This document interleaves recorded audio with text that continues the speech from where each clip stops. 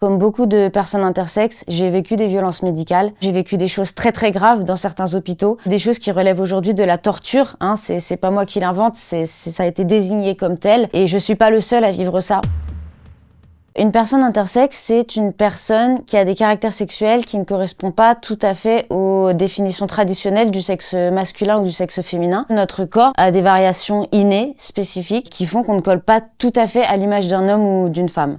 C'est ce qu'on appelait avant les personnes hermaphrodites, mais c'est un terme qui est totalement obsolète aujourd'hui. Il y a beaucoup de gens qui confondent intersexe et non-binaire ou intersexe et personne trans. Or, ça n'a rien à voir puisque la transidentité, la non-binarité, tout ça, ça concerne l'identité de genre.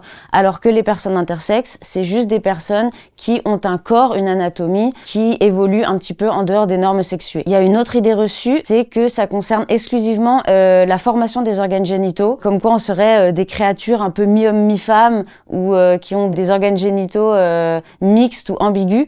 Or, les variations intersexes, en fait, elles sont très diverses. Ça peut concerner les gonades, ça peut concerner les chromosomes, ça peut concerner les taux hormonaux. C'est pas forcément visible à la naissance, ça peut se révéler dans l'enfance, voire même plus rarement à l'âge adulte. Les gonades, en gros, c'est les ovaires ou les testicules. On considère aujourd'hui, d'après les études les plus récentes, qu'1,7% de la population serait intersexe, en considérant donc toutes les variations possibles. On ne parle pas de malformation, on parle pas de maladie, on parle pas de difformité, parce que dans l'immense majorité, les variations intersexes ne sont pas néfastes pour la santé. Ce sont de simples variations naturelles du vivant qui existent chez énormément d'espèces animales. Il faut savoir que la médecine n'emploie pas le mot intersexe ni intersexué. Moi, j'ai découvert que j'étais intersexe à travers un documentaire que ma mère m'a fait voir quand j'étais ado. C'est un peu comme ça que j'ai découvert le mot intersexe et que j'ai pu enfin comprendre que j'étais une personne intersexe et non pas, comme les médecins m'avaient fait croire, une personne qui avait une malformation rarissime, voire carrément unique, et que j'étais malade. Comme beaucoup de personnes intersexes, j'ai vécu des violences médicales. La médecine considère quand même que nos corps sont une aberration